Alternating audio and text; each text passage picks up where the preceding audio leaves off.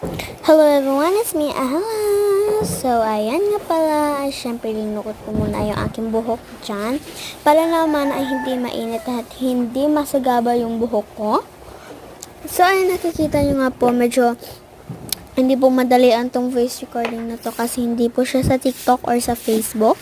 Sa YouTube siya po na-assign. So, ayun medyo tricky na rin. Bumaba na nga ako dyan para open yung electric fan kasi sobrang init din sa kusina.